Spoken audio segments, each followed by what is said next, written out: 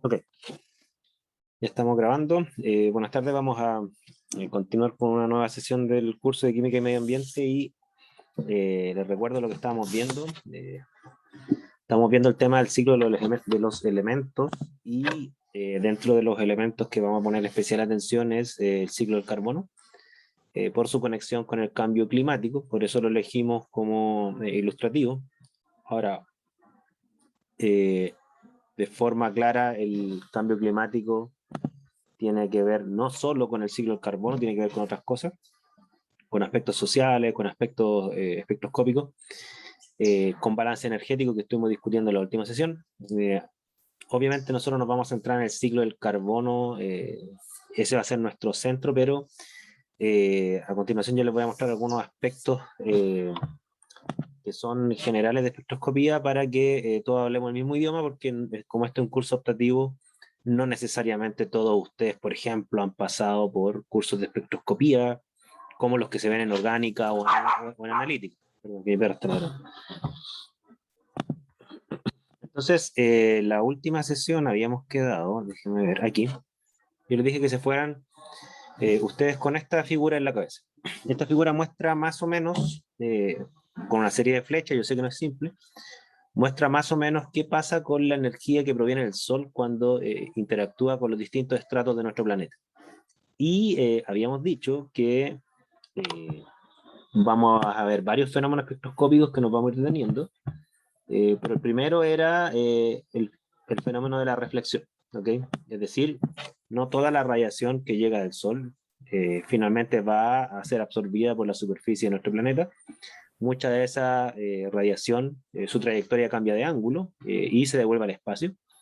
Y eso pasa, por ejemplo, con el fenómeno de las nubes, el fenómeno del material particulado. Por ejemplo, es muy común que cuando ocurre una erupción volcánica la temperatura baja. No solamente en las zonas cercanas han habido erupciones volcánicas que han bajado la temperatura a nivel planetario.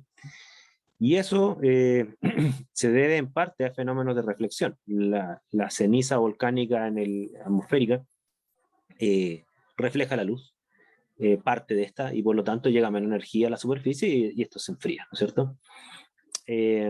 Los casquetes polares son también reflectores y la contaminación atmosférica en general, de la partícula, ¿ok? Reflexión es lo que ocurre en un espejo, ¿no es cierto? La radiación no cambia en su espectro, sino que simplemente cambia de trayectoria. Esa es una cosa. Lo otro que ocurre es que la radiación que no es reflejada, bueno, parte de esta, muy poca, es absorbida por la atmósfera, por los gases atmosféricos. ¿Por qué digo que muy poca? Porque los gases atmosféricos son en su gran mayoría transparentes a la radiación solar. ¿Ok? Vamos a ver después cómo es el espectro solar, pero el espectro solar que abarca lo que se llama el visible, mayormente, la atmósfera es transparente por eso, porque no absorbe radiación visible y por lo tanto lo que absorben los gases atmosféricos es muy, muy poco. ¿Ok? Lo que llega a la superficie terrestre es lo que nos convoca, y es que parte de lo que llega a la superficie terrestre es absorbido y en esa absorción ocurren varios procesos energéticos. Dentro de los procesos energéticos que vamos a ir viendo está la absorción por parte de las moléculas. Y ustedes quizás ya han visto, porque me consta que algunas cosas de estas se ven en química general o en algunos cursos introductorios de analítica o de orgánica. Ustedes han visto que cuando los fotones interactúan con las moléculas, si es que estas moléculas los absorben, generan transiciones electrónicas que hacen que la molécula reemita luz, vibre, rote, etc. Hay un montón de fenómenos espectroscópicos que ocurren. El hecho es que hay una fracción bien importante de radiación que es absorbida por nuestro planeta y en ese proceso energético ocurren dos cosas. La primera que ocurre es un incremento de la temperatura de la superficie terrestre. ¿Ok? Por ejemplo, el hecho que un suelo tenga, no sé, 20 grados, 30 grados, es porque absorbe luz del sol.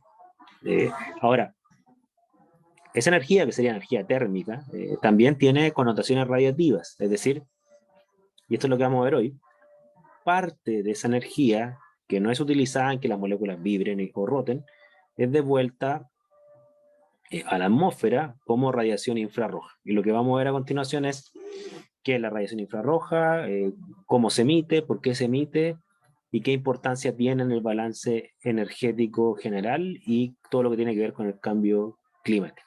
Eso más o menos habíamos quedado en la última sesión. No sé si tienen alguna duda, consulta antes de avanzar.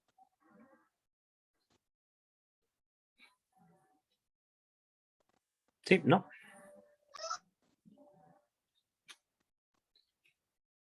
Ok, bien. Entonces comencemos. Primer aspecto que hay que tener en cuenta es el siguiente. Les voy a mostrar una diapo, déjenme volver.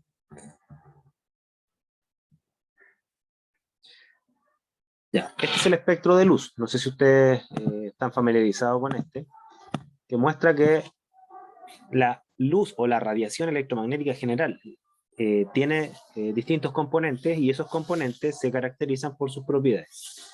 Y la luz tiene dos tipos de propiedades, su propiedad como partícula y propiedad como onda. ¿Okay? Lo que ustedes están viendo aquí es el espectro de luz considerando los parámetros del comportamiento de la luz como una onda. Por ejemplo, como una onda de agua. Las ondas de agua se caracterizan porque tienen, por ejemplo, una distancia entre un máximo y otro, que eso se llama la longitud de onda. También tienen otra característica que es su frecuencia, cuántas ondas por segundo pasan, por ejemplo. Este espectro muestra una cuestión que es bien interesante, muestra los distintos tipos de longitudes de onda que tienen los fotones. Hay fotones que tienen longitud de onda larga y otros que tienen longitud de onda corta. ¿Okay? Lo que nosotros vemos en el espectro se llama el espectro UV visible, o sea, nosotros vemos el visible, disculpen, el espectro visible que va desde el rojo al azul, y ese espectro se caracteriza porque las longitudes de onda de la radiación más o menos se muevan entre, vamos a redondear, entre 400 y 700 nanómetros. Algunos dicen que va de 350 a 750, bueno, pero no todos los ojos son iguales, no todos pueden ver lo mismo, digamos. Vemos casi lo mismo. Es decir, la luz visible es una luz que tiene longitud de onda muy corta, en nanométrica. ¿Ok? Y nosotros el espectro de la luz que vemos es solamente ese trozo que está ahí con los colores. Pero la luz tiene espectros mucho más amplios, tanto a longitud de onda más corta, por ejemplo, la radiación UV. ¿Ok? La radiación UV, las rayos X, por ejemplo, son fotones de longitud de onda aún más corta. Y también hay radiaciones más largas, que es la radiación infrarroja, microondas o las ondas de radio. Por ejemplo, las ondas de radio ya tienen longitud de onda del nivel kilométrico. ¿Ok?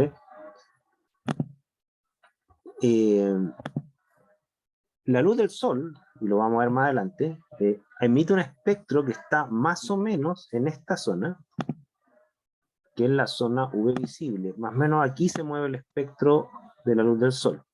Por ahí, ese cuadro azul, más o menos. ¿Ok? Ahora, ¿por qué los fotones tienen distinta longitud de onda? Eso va a depender de cuánta energía aporta el fotón. De aquí viene la visión de la luz como partícula. ¿Ok? Así como la materia no es continua, sino que es discontinua y se divide en unidades discretas llamadas átomos y moléculas, ¿ok? La energía que emite el Sol tampoco es continua, se divide en unidades discretas llamadas fotones. Esa es la visión de la radiación electromagnética como partícula. Y bueno, está bastante demostrado sus propiedades de onda y de partículas, no viene al caso de explicar esto, pero sí viene al caso de mostrar sus consecuencias, lo voy a mostrar acá. Estas son las consecuencias que más o menos, las consecuencias matematizadas que más o menos se han descubierto de la naturaleza de la luz, y una de las consecuencias que está matematizada, que nos sirve mucho para entender esto, es esto que está acá. Esta establece la relación que hay entre la energía de un fotón y la longitud de onda de un fotón. ¿Qué es lo que me dice esta relación? Que mientras más energía aporte la partícula de luz, ¿ok?, menor es su longitud de onda. ¿Qué quiere decir? Que la radiación que tiene longitud de onda más larga son aquellas cuyos fotones portan menos energía. No sé si me entienden esa lógica. ¿Me siguen hasta ahí? ¿Sí? Ok. Ahora, lo anterior es muy importante por cuanto, y aquí les voy a mostrar un espectro, acá, Este se llama como el típico espectro de un cuerpo negro que llaman los físicos, que muestra cómo cambian los fotones que emite un cuerpo al cambiar su temperatura. ¿Okay? Lo que muestra este gráfico, a pesar que no es tan claro, pero lo voy a tratar de clarificar lo más posible, es que en el eje Y estaría la intensidad de los fotones, ¿okay? Es decir, más o menos cuántos fotones están siendo emitidos por un área, por una unidad de tiempo, ¿okay? Y en el eje X muestra la longitud de onda de los fotones. El espectro de línea rosada sería un espectro que fue construido a 1000 grados Celsius, es decir, yo tengo un cuerpo de muy alta temperatura con una cantidad de energía térmica gigante, 1000 grados, y que es lo que muestra que, si bien es cierto, emite fotones en un espectro bien grande, por eso es una banda bien amplia, ¿okay? La mayoría de sus fotones se centran acá, ¿okay? Es decir, a longitudes de onda, acá, más cortas que, por ejemplo, si el cuerpo tuviera 100 grados, en donde el máximo estaría acá. ¿Ok? Si el cuerpo tiene 100 grados, también emite radiación, pero emite radiación menos intensa, menos fotones, ¿no es cierto?, por segundo, pero también con longitudes de onda más largas, porque cada fotón porta menos energía y por lo tanto la distribución de esos fotones tiende hacia longitudes de onda más largas. Su máximo estaría acá. ¿Ok? No sé si me sigue. Lo que nos muestra esto, por lo tanto, es que todo cuerpo que porta temperatura va a emitir fotones. ¿Qué tipo de fotones? Depende de la energía, de la cantidad de energía y de la temperatura que posee el cuerpo. Nosotros emitimos fotones, nosotros los seres humanos, porque somos cuerpos de 37 grados, y a los 37 grados emitimos radiación, pero no es radiación visible. ¿Okay? ¿Qué tipo de radiación emitimos nosotros? Déjenme mostrar acá. Nosotros la radiación que emitimos, dado que somos cuerpos más fríos que el Sol, o más frío que una lámpara, que una ampolleta de una lámpara, nosotros emitimos radiación IR, mayormente. ¿Okay? Los cuerpos que tienen mucha más temperatura, supongamos 800, 1000, 2000, 3000 grados, emiten fotones de longitud de onda más corta.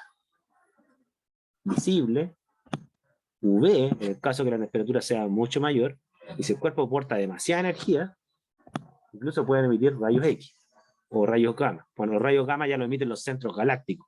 Ahí estamos hablando de centros de enorme energía. Rayo X, bueno, hay sustancias que tienen energía química, o sea, son radiactivos, son isótopos radioactivos que emiten fotones de muy alta energía, porque es materia muy desestabilizada energéticamente. Nosotros no vamos a emitir radiación UV, no tenemos esa temperatura, ni radiación visible, pero sí radiación infrarroja. ¿Okay? ¿Me siguen más o menos por ahí?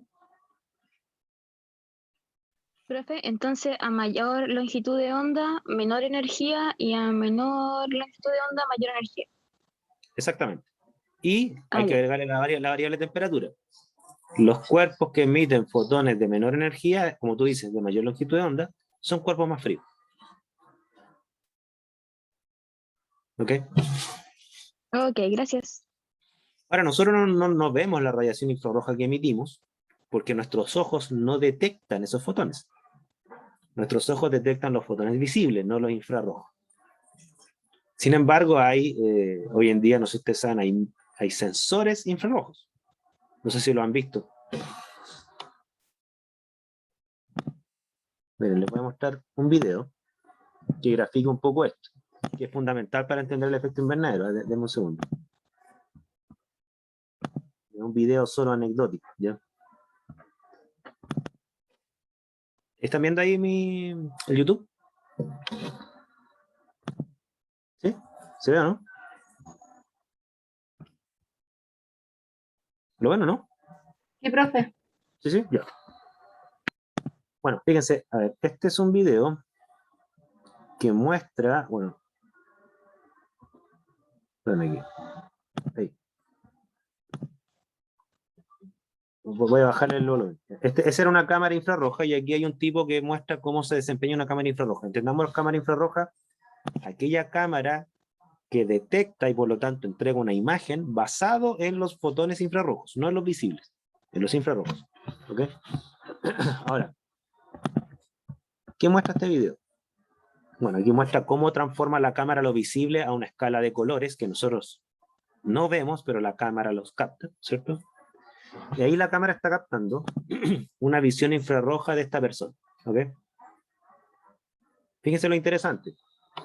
Mientras más blanco es el color, quiere decir que está recibiendo más fotones infrarrojos en esa zona. Y si ustedes se dan cuenta, ¿dónde hay más fotones infrarrojos? Si uno lo ve acá, en la cabeza, ¿ya? Que es normalmente la parte del cuerpo que menos se enfría. Yo creo que esta persona tiene algo de frío en las manos, ¿ya? Porque claramente las manos se le están oscureciendo. O sea, sigue emitiendo radiación infrarroja, pero de menor intensidad. Hay menos fotones por segundo infrarrojo que están llegando. O sea, cuando a alguien se le empieza a enfriar la cabeza, ya quiere decir que se está muriendo. Normalmente la cabeza es lo último en enfriar. Bueno, ustedes lo saben, ¿no es cierto? Uno tiene frío en las manos y los pies. Que tenga frío en la cabeza, ya, salvo que se traigan un hielo y le duela la cabeza espantosamente. Pero es medio peligroso que se enfríe el cerebro, por así decirlo. ¿Ya? Ahora, fíjense lo que va a pasar aquí. Bueno, esta persona ahí está obviamente hablando. Déjenme ver dónde está la imagen que ando buscando. Vamos a play, ahí vamos a irlo explicando. Aquí cambió solamente la escala de colores. Ahora lo negro sería lo que emite más radiación infrarroja y lo blanco no. Si ustedes se fijan, la ropa obviamente está más fría, emite menos radiación infrarroja. La cortina está más fría, emite menos radiación infrarroja, y claramente su cara es donde se concentran la mayor parte de los fotones infrarrojos. Bueno, este es un tema de contraste de colores, pero la idea es la misma. Fíjense lo que va a pasar aquí, si mi memoria me falla.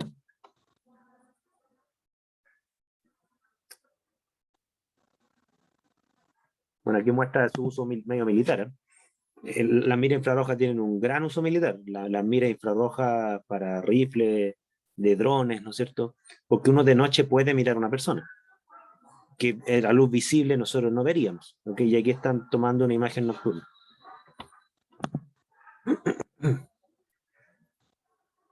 Ya piensa, ahí no se ve nada. O sea, ¿qué quiere decir? Que lo que se está viendo ahí, que levemente se ve una puerta, quiere decir que la pieza está muy fría. ¿Okay? Y adentro de él, cuerpo a mayor temperatura se ve claramente. Ahora fíjense lo que va a pasar. Esta persona tiene la mano sobre la puerta. ¿Ok? Fíjense. Retira la mano y claro, como puso su mano en contacto con una superficie fría por diferencia de temperatura, se empezó a transferir energía hacia la puerta y la puerta, ese trozo de puerta, adquirió mayor temperatura. Y quedó emitiendo radiación infrarroja un rato. ¿Por qué? Porque alcanzó una temperatura mayor, no sé si habrá alcanzado los 37 grados, pero algo muy cercano a eso, y quedó emitiendo radiación infrarroja. ¿Ok? Ahí tienen ustedes la influencia de la temperatura sobre lo que emiten los cuerpos. Bajo esa temperatura probablemente emite radiación de longitud de onda mucho más larga, a lo mejor ya es microondas o ondas de radio, ¿ok? Que la cámara no detecta.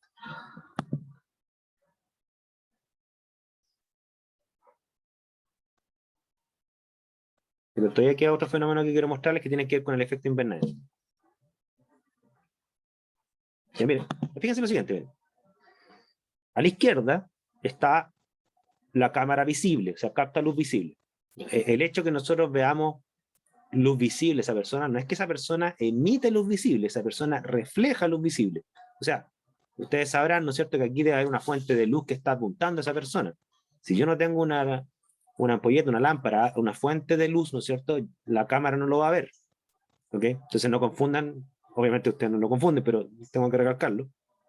No crean que la persona está emitiendo luz visible, está reflejando parte de la luz visible que le llega de una lámpara. ¿Ok? A la derecha está la misma imagen, exactamente la misma, pero con una cámara exclusivamente infrarroja. ¿Ok? Ahora fíjense el fenómeno. Ya. Fíjense lo que pasa a la izquierda y lo que pasa a la derecha. A la izquierda, o sea, el tipo bajó un vidrio, ¿no es cierto? Ahora, si ustedes se fijan, a la izquierda yo veo la imagen de la persona y a la derecha no. La pregunta es ¿por qué? Y aquí quiero que lo piense.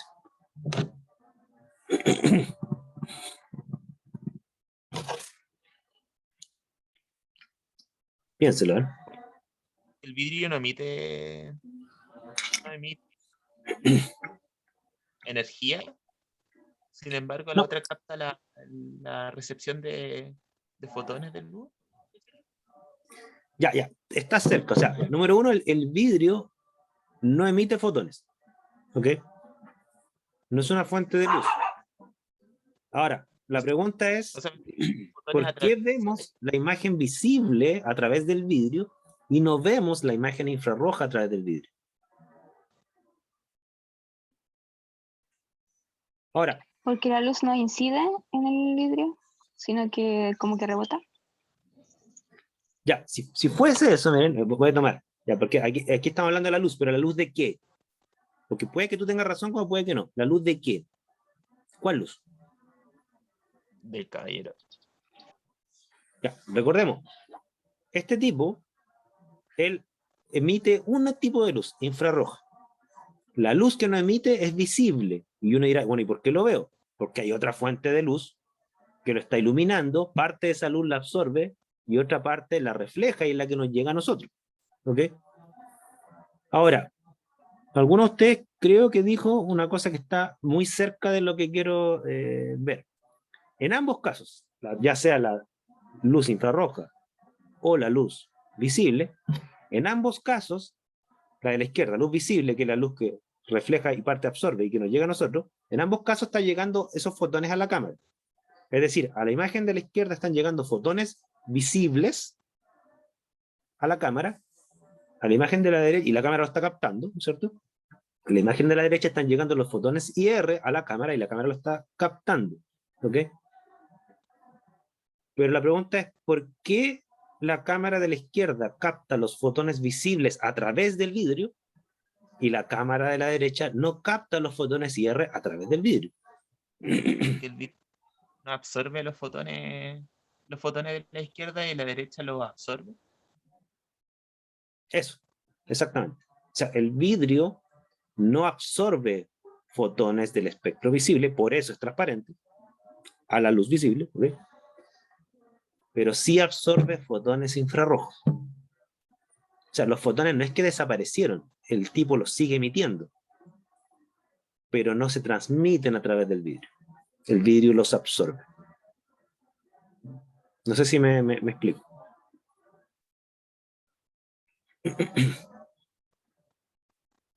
A ver, dudas, consultas, comentarios. Quiero que quede lo más claro posible esto. O sea, cuando yo digo que una superficie absorbe radiación, tengo que preguntar qué tipo de radiación. El vidrio no absorbe radiación visible. Si la absorbiera, sería coloreado el vidrio. ¿Ya?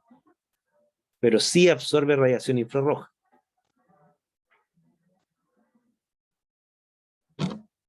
Por favor, dudas, consultas. Pero, profe, ¿eso pasa igual por la longitud de onda de la radiación que se emite? Claro, la Porque, longitud de onda... Sí, dale, disculpa, te interrumpí. no, era eso, de qué depende en realidad de que una absorba y la otra no la absorba. Esa es la pregunta que subyace, ¿no es cierto? Bueno, si estamos claros que el vidrio no absorbe la luz visible, pero sí absorbe la radiación infrarroja, la pregunta es ¿por qué? Bueno, dos razones. Número uno, porque la longitud de onda infrarroja es distinta a la visible, es una longitud de onda más larga. Hasta ahí no estoy respondiendo a la pregunta, estoy simplemente estableciendo una diferencia. Ahora, dada esa diferencia, y aquí viene el tema, hay que recordar lo siguiente. Las moléculas, como las que está hecho el vidrio, que son silicatos mayormente, las moléculas tienen distintas formas de absorber la luz. ¿Ok? Hay algunos enlaces muy particulares, sobre todo los que tienen mucha simetría de carga, ¿ok? Hay algunos enlaces muy particulares que tienden a absorber la luz infrarroja por cuanto esa radiación la ocupan para vibrar. ¿Ok? Literalmente hay moléculas que vibran ante la radiación infrarroja, es decir, absorben esa radiación Y comienzan a ocurrir estos fenómenos stretching, bending y todo eso que los químicos orgánicos utilizan para caracterizar la molécula. No sé si ustedes se acuerdan de algún curso previo de orgánica donde uno ponía una pastilla frente a un infrarrojo y veía un espectro infrarrojo y ciertas bandas uno decía, mira, aquí hay un alcohol, aquí hay un aldehído. No sé si han visto eso.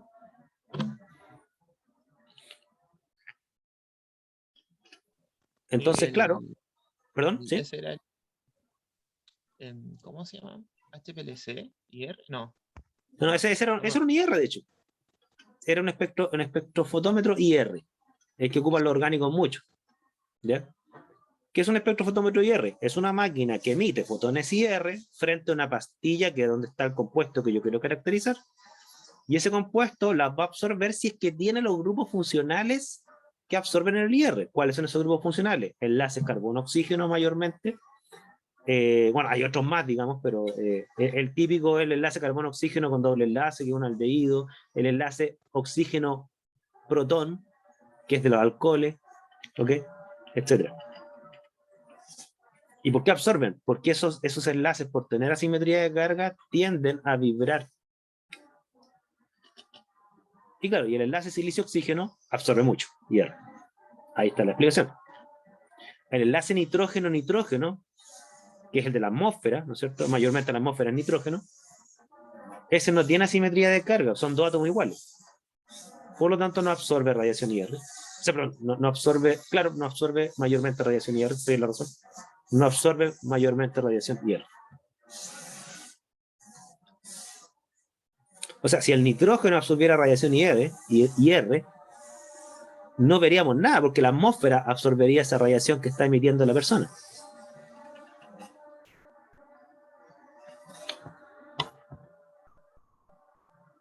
Dudas, consultas. ¿Se me escucha bien o no? Le está dando un aviso del audio. He tenido problemas de audio todo el rato. Tengo que resolverlo. Sí, profe, se A escucha ver. bien. Ya. Se corta. ¿Se escucha cortado? Bien, tengo una duda. Tengo un problema, honestamente. Tengo un problema de audio. Disculpe, tengo un problema de audio del micrófono. Ya. El micrófono tiene un problema, me está dando un aviso que cambie el audio. Pero bueno, no voy a hacer nada porque capaz que arruine la clase. ¿Ya? Dudas, consultas, comentarios.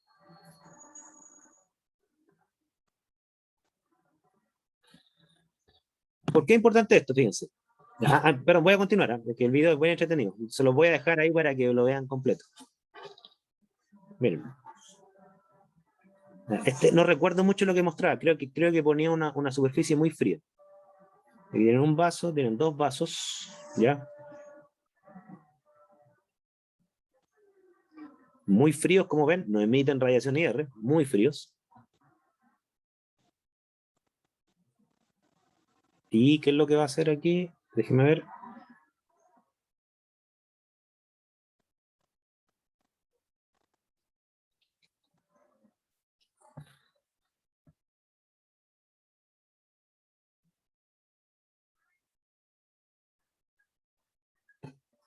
Ya.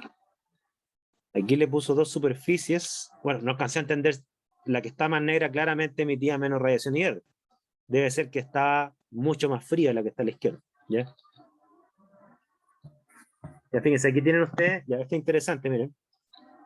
Tienen ustedes a la izquierda el espectro visible de un episodio que parece que hay un incendio. Se debe haber mucho humo en esa sala, ¿no es cierto? Y a la derecha tienen el espectro termal, que sería la radiación infrarroja. ¿Ok? Y claro, gran parte de lo que uno ve de noche es transparente, incluso al humo. Y déjenme ver la última.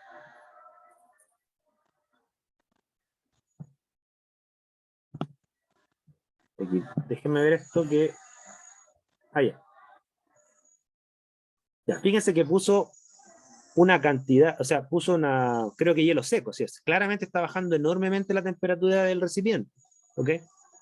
Y fíjense lo interesante, no sé si yo entiendo bien o no el video. Es como que el recipiente desapareció. No sé si se dan cuenta. Creo yo, no sé si lo estoy interpretando bien. Lo cual para mí tendría sentido, o sea, si yo tengo una superficie muy fría, que ya no emite radiación IR, debiese desaparecer en el estricto rigor, cuando ya no emite nada de luz. ¿Ya?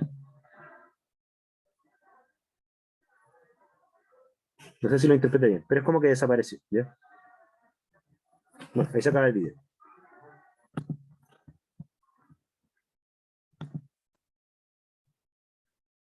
Ok. Ahora, ¿qué tiene que ver esto con lo que nos convoca? Veamos lo siguiente. Fíjense. Volvamos a la figura. Y aquí voy a complementar la figura con un espectro. Un segundo. Acá. Esta figura, miren la parte de arriba, es decir, voy a ver acá, miren esta parte que está acá. ¿Estamos? ¿Qué muestra esta figura? A la izquierda, lo que está en rojo, es el espectro de emisión del Sol. ¿Qué es lo que muestra el espectro de emisión del Sol? Que representaría esta línea continua roja. Que gran parte de los fotones que emite el Sol, dado que en su superficie está sobre 5000 grados Kelvin, ¿ok?, se mueve mayormente en los fotones visibles, ¿ok? Fotones que se mueven entre 350 y 750 nanómetros. Emite algo de radiación UV, es decir, incluso aún más corta. Esa es la razón por la cual exponerse a la radiación del Sol por mucho tiempo es dañino, porque los fotones UV tienen tanta energía que cuando se absorben, algunas moléculas se rompen incluso, ¿ok? Rompen sus enlaces. Entonces, claro, la probabilidad de alguna mutación y algún cáncer a la piel, algún defecto genético, ¿no es cierto?, que se altere, digamos, por la radiación UV, es muy grande porque son fotones de alta energía, y claro, uno tiene que protegerse, salirse del sol o ponerse algún protector UV. ¿Estamos? A la derecha, la línea azul representaría el espectro de emisión terrestre. Nuestro planeta Tierra, ¿no es cierto?, que tiene entre 210 y 310 grados Kelvin, su espectro de emisión, el de emisión, es mayormente infrarrojo. Aquí está su máximo en el infrarrojo. ¿Okay? Eso depende, obviamente, de la temperatura. Si la temperatura sube un poco más, se va a desplazar a la línea más púrpura.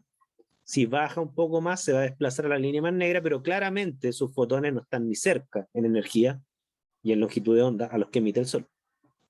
¿Estamos? ¿Se entiende hasta ahí? ¿Me siguen?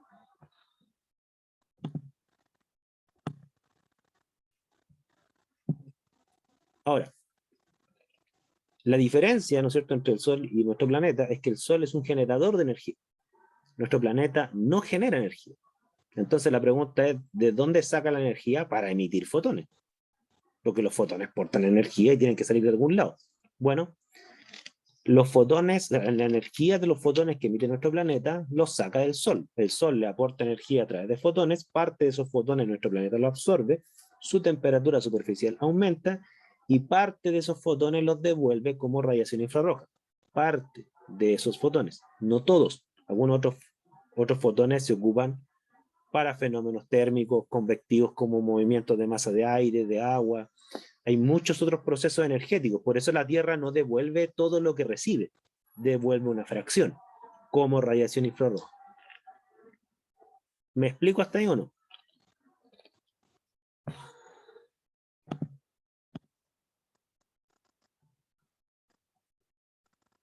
¿Sí?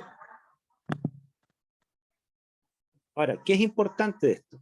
Que nuestra atmósfera, al igual que en el video, ¿no es cierto?, al igual que la analogía del espejo, nuestra atmósfera es transparente a la luz visible, ¿ok? Pero nuestra atmósfera no es transparente a la luz IR. Entonces, la radiación IR que emite nuestro planeta, una fracción importante sí es absorbida. Una fracción pequeña se va al espacio. ¿Ok? No sé si se entiende. Eso se llama el efecto invernadero en estricto rigor. El efecto invernadero es un efecto de acumulación de energía y por lo tanto de incremento de la temperatura superficial del planeta debido a la capa atmosférica que nos deja escapar esa radiación en su totalidad. Si no existiera esa capa atmosférica, gran parte de esa energía se iría al espacio y el planeta sería mucho más frío de lo que es hoy. Por lo tanto, es un balance energético. Este es exactamente lo mismo que pasa cuando ustedes están dentro de un automóvil con las ventanas cerradas y llega luz solar. Empieza a aumentar enormemente la temperatura interna. Y la pregunta es ¿por qué? ¿Cuál sería la respuesta? Por ejemplo, los vidrios del auto no dejan escapar la radiación IR. Bien. Ahora, ¿quién emite radiación IR en el auto? Los pasajeros, Nosotros, ¿no es cierto? Pero incluso si no estuviéramos nosotros, ¿qué pasaría? igual se ¿El motor? calienta. O sea, No, supongamos que el motor está parado, o sea, no hay fuente de energía química. Que claro, si tuviese un motor prendido, habría energía química, ¿no es cierto? Supongamos que el auto está parado. ¿Quién emite radiación IR?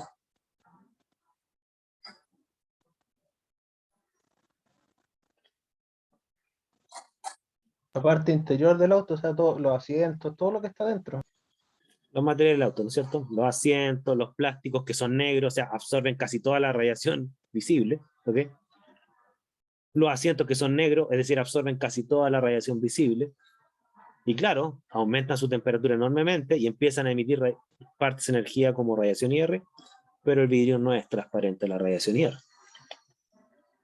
Y ahí se comienza a acumular energía adentro del auto y se manifiesta como energía térmica, alta temperatura. ¿Okay? Puede que en el exterior existan 20, 25 grados y en el interior del auto podría llegar, dependiendo de las condiciones, 50. ¿Okay? Hay casos terribles de niños que han muerto porque padres, no han sido un solo caso, han sido varios casos, padres que se le olvidan que tenían al hijo atrás, van a un centro comercial, estacionan, no tiene techo el centro comercial, se le olvida que tiene su hijo atrás, entran al centro comercial, se demoran 1 hora, 2 horas, vuelven y el hijo está muerto. Han habido casos en el mundo, en Chile, han sido terribles. ¿Ya? Dudas, consultas. Han Profe, habido y casos por que ejemplo, han salvado. ¿Sí? ¿Perdón? y el metal, o sea, el armazón del auto, ¿cómo es con respecto a la radiación IR en cuanto a absorberla? O sea, el metal, la mayoría de los metales tienen la gracia que son muy reflectantes. Entonces, de hecho la pregunta del metal es bien interesante porque uno dice, los metales son fríos. Y uno dice, ¿por qué un metal es frío? Bueno, porque gran parte de la radiación visible no la absorben, la reflejan. Entonces, como no absorben gran parte de la radiación visible, su cuerpo no sube de temperatura porque tienen poca absorción energética, se mantienen frío, por lo tanto, emiten re poca radiación IR. ¿Ya?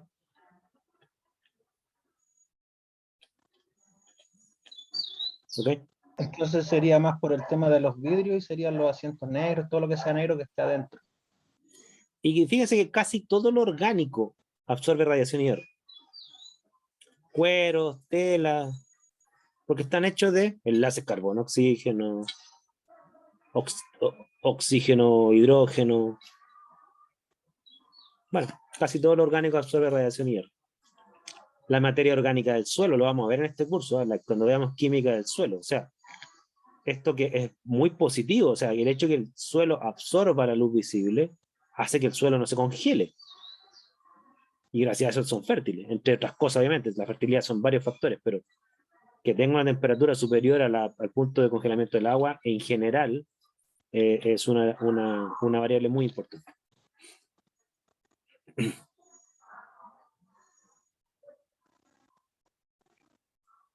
Más dudas, consultas.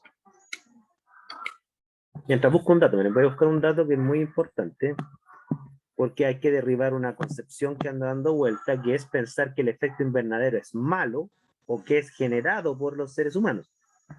Esto que estoy explicando ahora es un fenómeno natural y es positivo. ¿Ok? ¿Por qué? Es natural por cuanto depende de la composición atmosférica, la cual ha sido más o menos así desde antes que existen los seres humanos. ¿Ok? Y es positivo por la siguiente razón. Déjenme buscar la diapositiva porque siempre se me pierde. Aquí está. Los cálculos teóricos que igual han sido contrastados con algunos experimentos dicen que si no existiera efecto invernadero actual, la temperatura promedio de la superficie de nuestro planeta sería menos 18 grados Celsius. Gracias a que existe un efecto invernadero, la temperatura promedio es 15 grados Celsius. Es decir, la estabilidad de la vida de nuestro planeta se debe en gran parte al efecto invernadero, si no estaríamos congelados. ¿Se entiende eso o no? Entonces, hay que quitarse de la cabeza eso que el efecto invernadero es malo. Porque en los medios de comunicación se tiende a hacer esa equivalencia. Efecto invernadero, qué terrible, ¿cierto? No, el efecto invernadero es bueno, qué bueno que existe. ¿Qué gases son los que absorben radiación IR? Porque de toda nuestra atmósfera, la mayoría de los gases no absorben radiación IR. Los que absorben son mayormente el agua, ¿ok?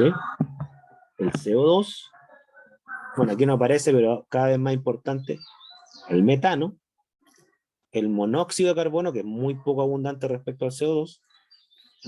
Hay una fracción del espectro del oxígeno y del ozono que absorbe algo de radiación IR, y listo. El nitrógeno no absorbe radiación IR. ¿Ya? De hecho, el gráfico que estamos viendo, yo me voy a devolver, fíjense. ¿Qué gráfico estamos viendo? Este. El gráfico que estamos viendo recién solamente implicaba el gráfico que está arriba, ¿ok? Que es la comparación de los espectros terrestre y solar.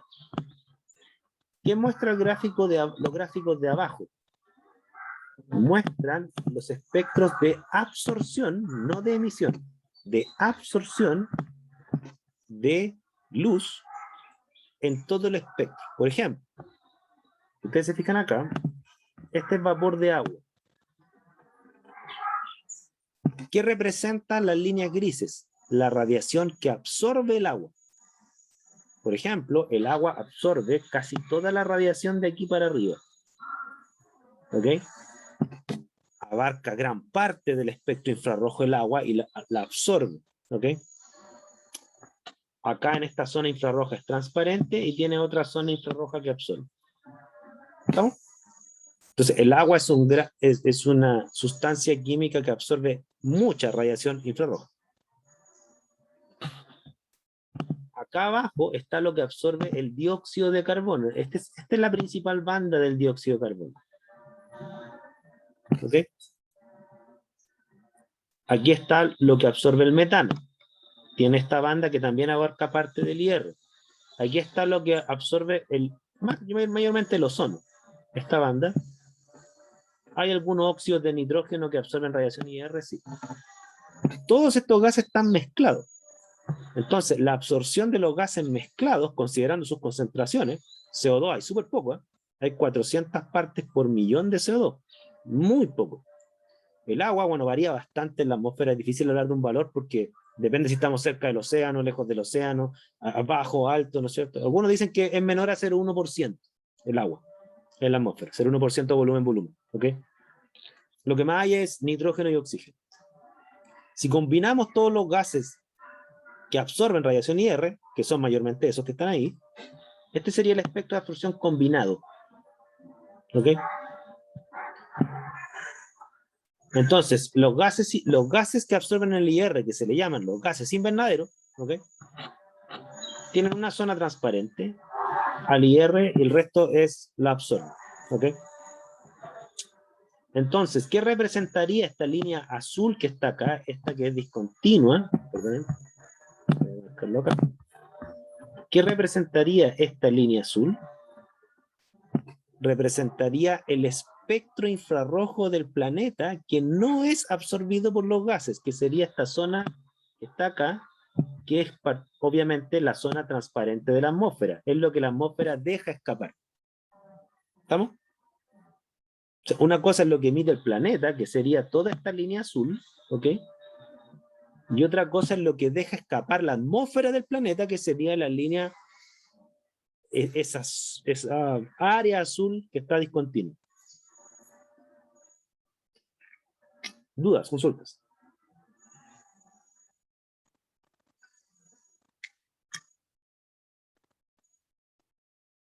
¿Dudas? ¿Consultas? ¿Comentarios? Por mi parte, nada. Ok.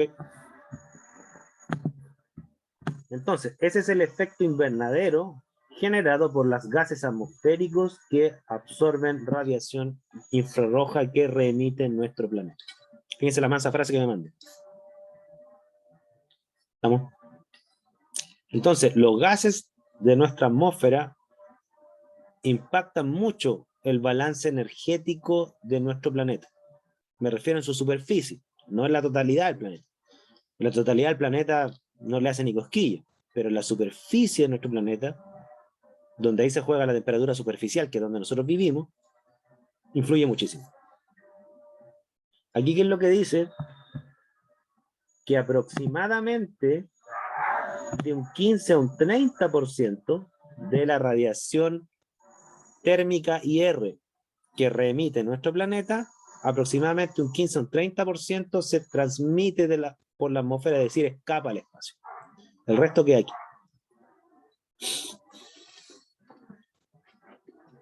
O sea, bastante la energía que queda acá. Lo que está a la izquierda es el espectro solar, ¿no es cierto?, la línea continua, y la línea del área roja discontinua es lo que realmente llega a la superficie. O sea, esto es lo rojo, es lo que emite el sol, pero obviamente lo que nos llega a la superficie es menos que eso. Por ejemplo, el sol tiene una banda UV que es bajita, pero existe toda esta, y lo que nos llega realmente a la superficie del UV es casi nada. Fíjense que del UV nos llega muy poco, nos llega solamente este trozo de UV.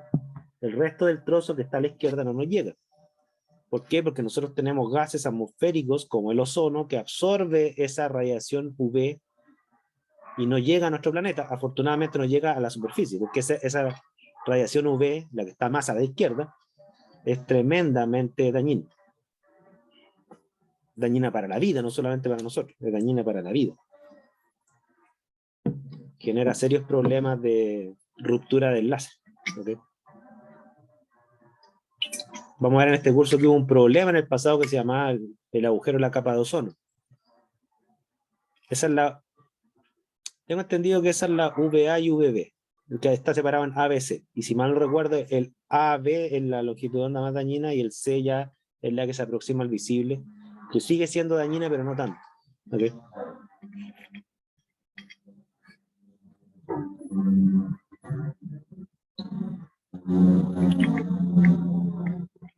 Bien.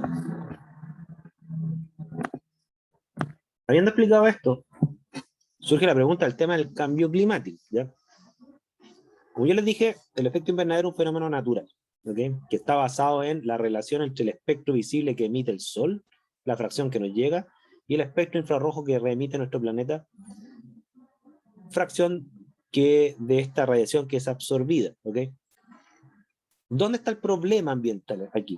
¿Ya? Porque si este es un fenómeno natural y es positivo, ¿cuál es el problema? ¿Okay? Bueno, el problema es el siguiente, es que la atmósfera en la cual nosotros nos desarrollamos como especie era una atmósfera que tenía, por ejemplo, dióxido de carbono, pero los niveles de dióxido de carbono que existieron históricamente desde que apareció el ser humano eran aproximadamente de 200 a 250 ppm, ¿okay? Partes por millón en volumen. Con ese nivel de dióxido de carbono nosotros nos desarrollamos como especie. ¿Estamos? Sin embargo, hoy en día ya superamos los 400 ppm, estamos en 413 por ahí, o sea, estamos casi duplicando los niveles de dióxido de carbono que habían hasta antes de la revolución industrial. ¿Y qué es lo que pasa? Que esto es la ley de Lambertville, es decir, si se incrementa la concentración de una especie que absorbe, la absorbancia va a ser mayor. Entonces, ¿qué es lo que está pasando? Dado que está aumentando los gases invernaderos, particularmente el dióxido de carbono y el metano, son los dos que más están aumentados, pero el que más ha aumentado es el dióxido de carbono después del metano. Dado que están aumentando, y no poco, no es un 10%, no, se ha duplicado, ¿ok? Bueno, la atmósfera absorbe más radiación que antes. ¿Ok? Es como tener un vidrio del auto más grueso. ¿Cuál es el efecto? La temperatura está aumentando. ¿Ok? O sea, en general, la energía acumulada está aumentando. La energía que no escapa, la que se queda en la Tierra, esa proporción está aumentando. Uno de sus efectos, uno, no el único, es mayor temperatura interna del planeta, la superficial. Pero no es el único efecto. ¿Ok? Mary. Profe, una consulta. Entonces, ¿cómo se forma el agujero en la capa? Yo me acuerdo Mira. que hace tiempo... ¿Sale? No, es- Mira, el agujero de la capa de ozono responde a otro fenómeno que no está directamente conectado con este. Y es el siguiente, mira. Déjame, voy a volver a la figura. Lo vamos a ver también. Vamos a ver ese caso que fue ambientalmente muy interesante. Fue también una amenaza climática en su momento, cual afortunadamente yo creo que lo han resuelto. Creo. ¿Ya? Mira, el ozono está a nivel atmosférico muchísimo más alto de lo que estamos hablando ahora, que es la temperatura de la superficie del planeta. El ozono está varias decenas de kilómetros más alto. El ozono es un gas que se forma en la alta atmósfera, ¿ok? Y tiene una concentración bien importante arriba, no abajo, afortunadamente, porque el ozono es súper tóxico. Pero como se forma en la alta atmósfera, no nos enteramos nosotros, afortunadamente. Pero ¿qué gracia tiene el ozono? Que el ozono absorbe la radiación UV dañina que emite el Sol, ¿ok?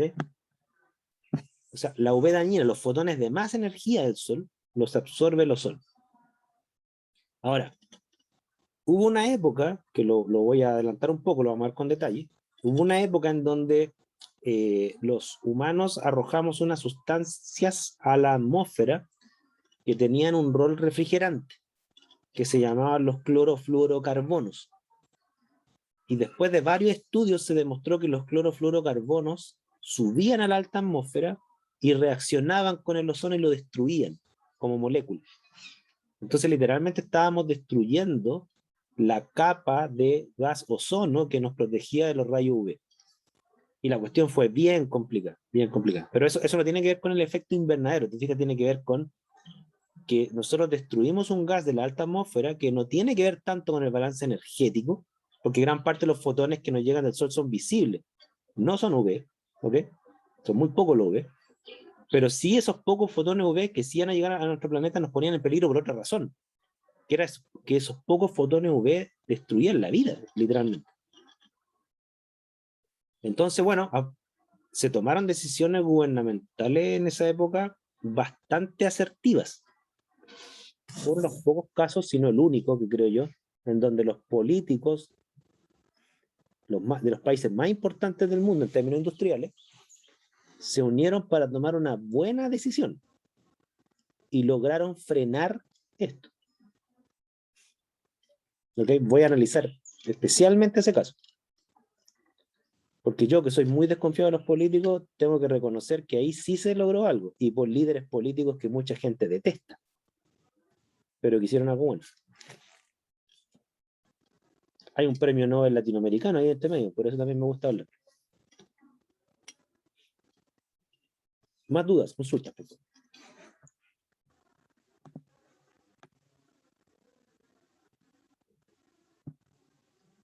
Sí.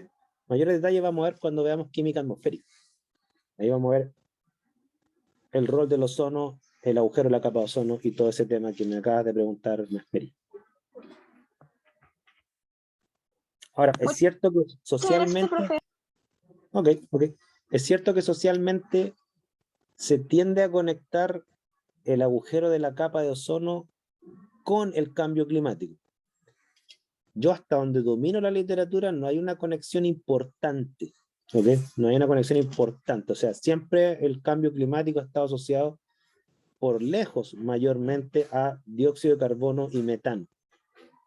No a que disminuya el ozono, no a que los clorofluorocarbonos, que si bien es cierto pesan algo, pero pesan muy, muy poco. ¿Ok? Esa es mi opinión, ¿eh? Yo sé que hay cierta controversia en esas cosas, pero yo creo que la controversia incluso es poca. ¿Ok?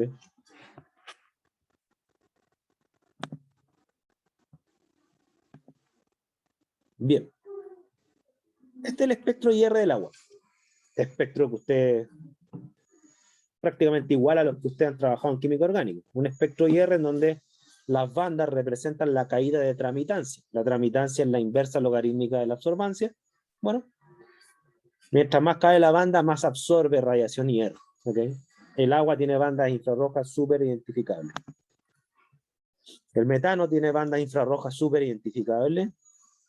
El CO2 tiene bandas infrarrojas súper identificables. Si superponemos estos tres gases que son los principales, no los únicos, pero los principales gases invernaderos, van a ver que hay buenas zonas IR que son absorbidas. ¿Ok? Por eso no todo gas es un gas invernadero. Por eso no toda contaminación atmosférica genera cambio climático, que esa es otra idea que anda dando vuelta por ahí, que también está como arraigada y no es en estricto rigor verdadero, ¿ya? En los medios de comunicación se tiende a hablar como la contaminación atmosférica causante del cambio climático.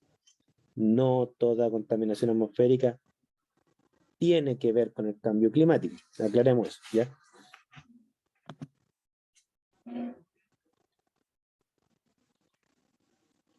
Después voy a referirme a esta figura que muestra más o menos los balances energéticos.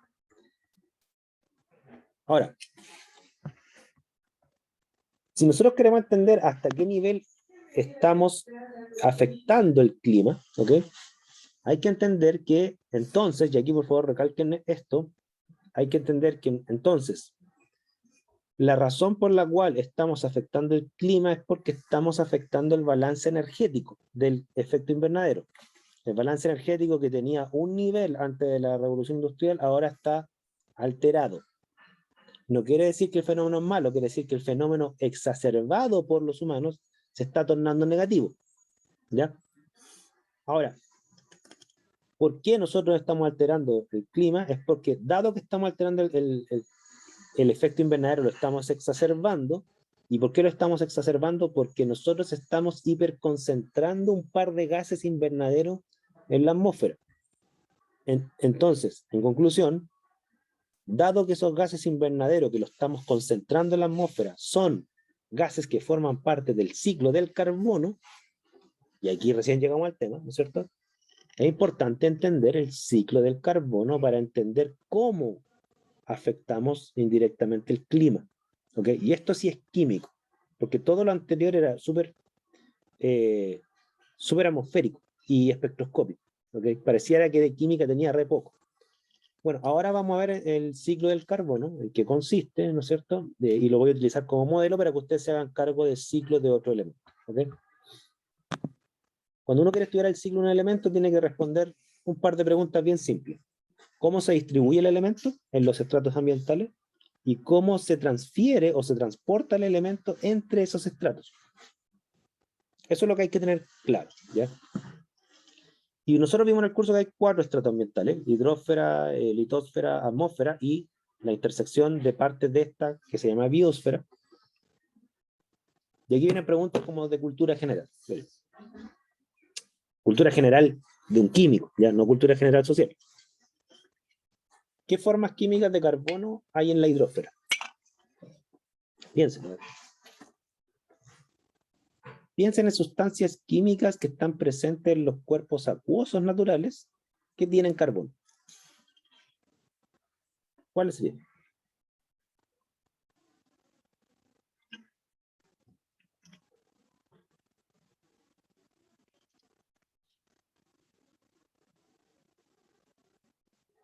¿Se le ocurre o no?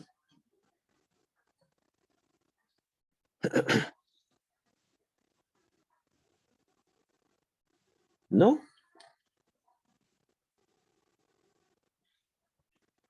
Ya, miren. Estamos mal ahí, ¿eh?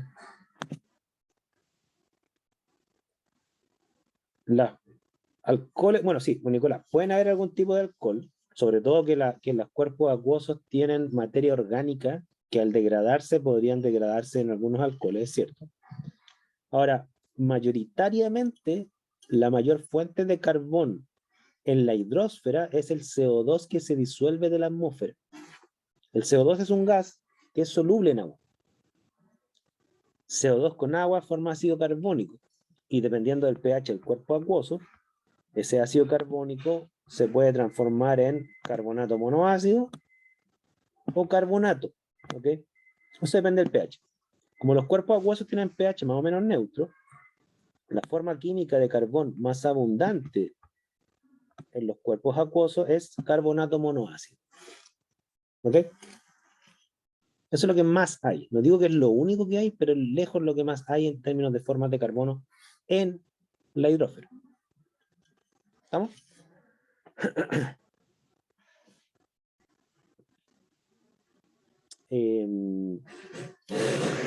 Fíjense lo siguiente.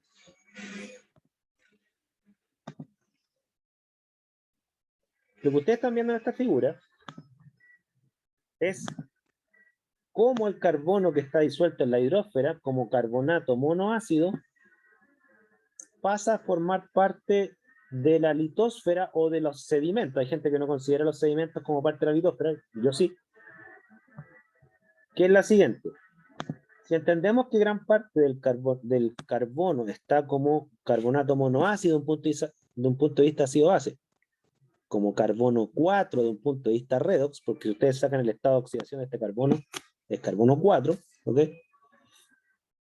Parte de ese carbono también va a parar a la componente sólida de nuestro planeta al reaccionar, por ejemplo, con calcio. ¿Y qué es lo que se forma acá? El calcio, que es soluble, que hay calcio en el agua, ¿no es cierto? Forma carbonato de calcio o de magnesio. Son los dos carbonatos más comunes que se encuentran en la fase sólida del planeta. ¿Ok? Carbonato de calcio, carbonato de magnesio. ¿Estamos? O sea, hay una reacción de precipitación. Desde un punto de vista redox, sigue siendo carbono 4. ¿Ok? Entonces, tenemos carbono en la hidrósfera, carbonato monoácido, carbono en la superficie terrestre, ¿ok? Sólido, la litosfera, que sería mayormente carbonatos de calcio y de magnesio, que son las formas insolubles de carbonato, o de baja solubilidad. Y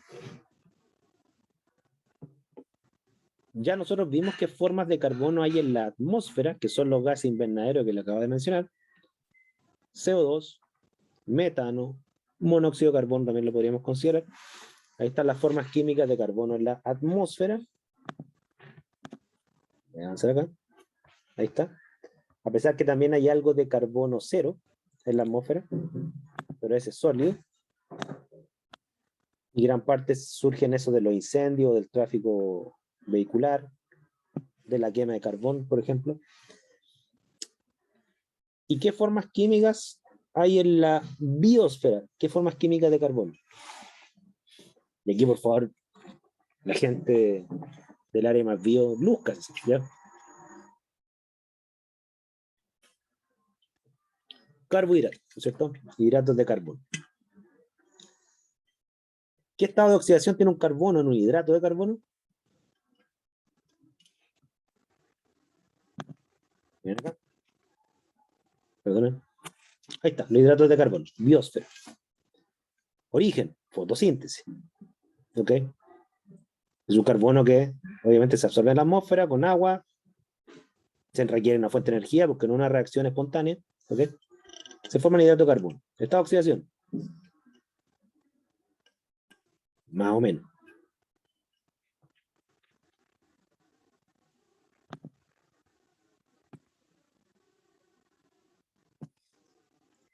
El carbono 4 es en el CO2, recuerden.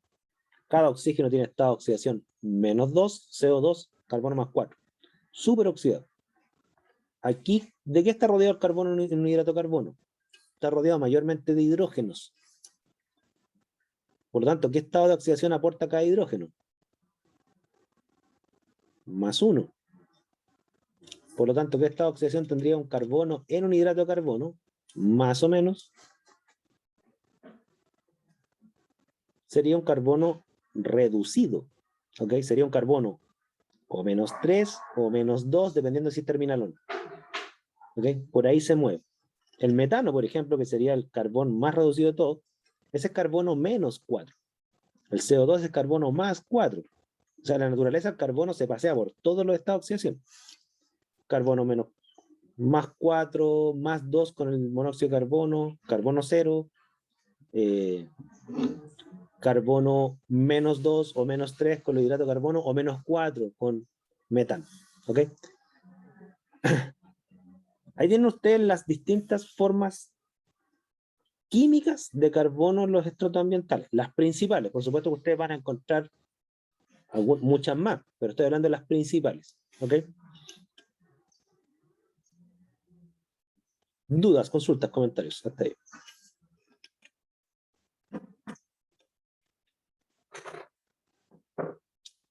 Yo estoy solamente describiendo las formas químicas de carbono en los estratos ambientales.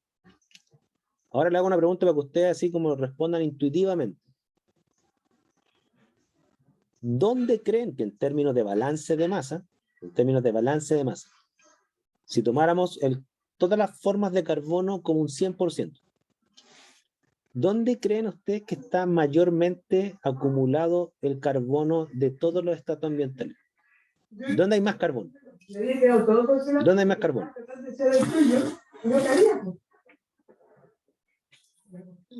Ya. Aquí hay una votación. En las plantas. ¿Qué viene el resto? Entonces, ¿sí está lo correcto, no, Nicolás?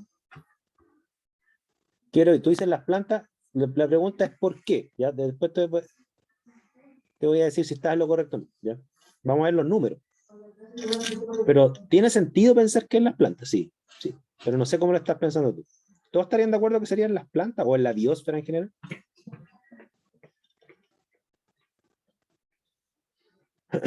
¿O no?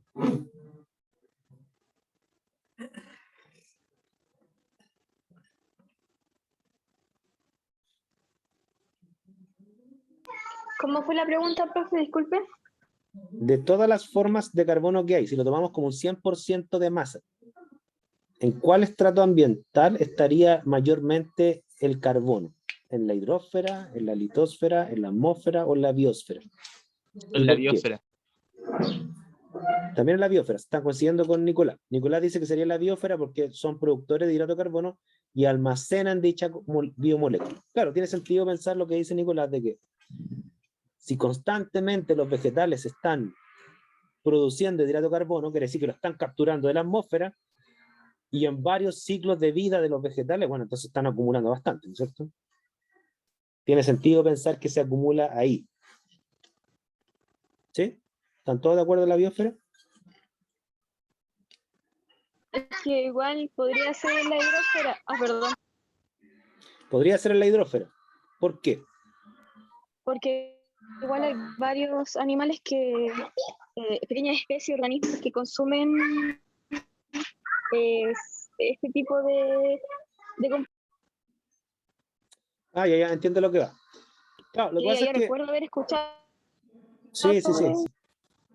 Sí, mira, entiendo lo que va. Lo que pasa es que hay algunos datos que dicen que, contrario a lo que se cree, que dicen que, por ejemplo, que el Amazonas es la fuente, los pulmones del planeta, entonces se le endosa al Amazonas, o sea, a la biosfera terrestre, ¿no es cierto?, como los mayores entidades de fotosíntesis del planeta, ¿no es cierto?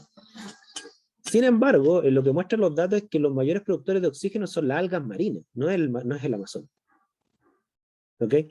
Ahora, claro, si uno considera las algas de la hidrósfera, por ejemplo, las algas del mar, como parte de la hidrósfera, claro, ahí entiendo lo que apuntas tú, ¿no es cierto? De que, bueno, entonces sería la hidrósfera. Pero ¿qué es lo que pasa? Que ambientalmente a esas algas se les considera biosfera, no hidrósfera. No sé si me explico. Ah, ya. Sí, sí, entendí. ¿Ya? Ahora es cierto, o sea, las microalgas, la cantidad de fotosíntesis que hacen es gigante, mucho más que el Amazonas. Mira, yo recuerdo haber visto un dato que decía algo así como que el 80% de la fotosíntesis mundial eran las microalgas del océano. Algo así, no sé si me equivoco, estoy siendo exagerado, pero si no eran 80, eran 70, era una cosa así, sí, eran muchísimos. Ya no era el 20 ni el 10, era más de la mitad. Bueno, vamos a dejarlo ahí en suspenso, pero le anticipo que la respuesta es no. Es la segunda mayor reservorio de carbono en la biosfera, no es la primera. ¿Ya? Pero lo voy a dejar ahí en expectantes. ¿Ya? Quedamos hasta aquí. Nos vemos en la próxima sesión y continuamos con el ciclo del carbono. ¿Ok? Que estén bien y cuídense. Cualquier duda se la respondo. Muchas gracias, profe. Ya, chao, chao.